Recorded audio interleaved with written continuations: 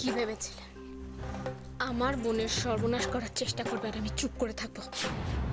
তোমায় ছেড়ে দেব না রিক, না। রাশি কি হাত গুনতে জানে নাকি? ও জানলো কি করে যে আমি মিলিকে এখানে নিয়ে এসেছি? না না, এখন যেভাবেই হোক এখান থেকে পালাতে হবে।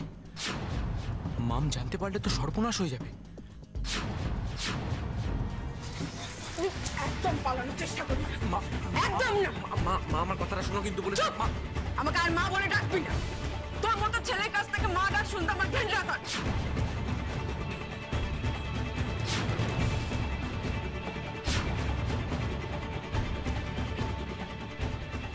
আমি জানি ও যা করেছে তা পশুর চেয়েও অধম। আমি ওকে মানুষ করতে পারি, তাই তোমার যা শাস্তি দেওয়ার ওকে দিতে পারো।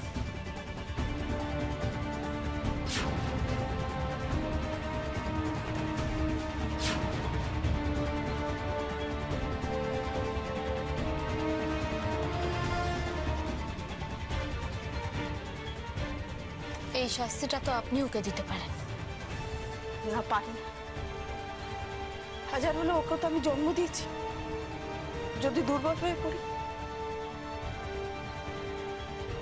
আমি জানি তুমি ওকে উপযুক্ত শাস্তি দিতে পারো। এই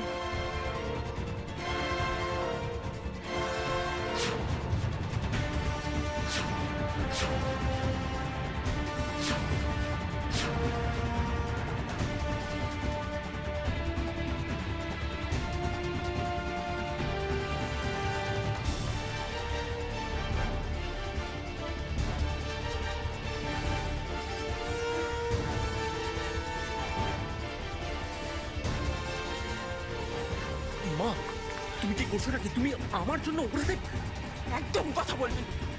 যে নিজের বউকে সম্মান করতে পারে না তার সঙ্গে আমার কোনো সম্পর্ক নেই। কে বউ?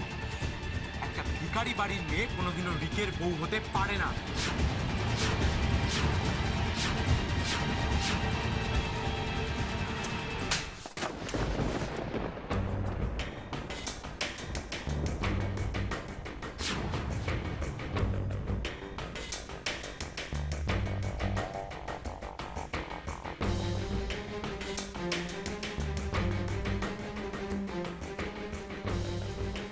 ওরা পালিয়ে গেল রাশি দিদি।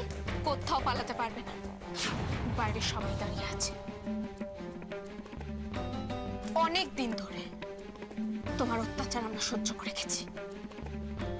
আমার বোনের জীবন নিয়ে ছিনিমিনি খেলেছ, কিচ্ছু বলিনি, কিন্তু আজ আর তোমাকে ছাড়বো না, ছাড়বো না তোমাকে।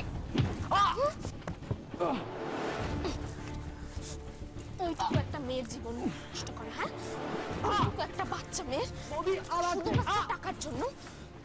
ছেলে বৌদি প্লিজ, বৌদি আর বেরো না বৌদি। জীবনে করবে, নিজের বউকে সম্মান দিতে জানো না, বিয়ে করেছো। বৌদি আর বেরো না বৌদি প্লিজ আর বেরো না। মার রাশিদি, মার, যাতে ও নিজের পায়ে আর কোনোদিনও দাঁড়াতে না পারে।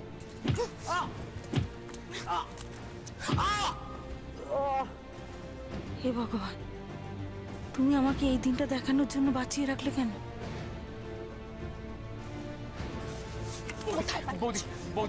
বৌদি প্লিজ আমাকে ক্ষমা করে দাও বৌদি আর কোনোদিন হবে না।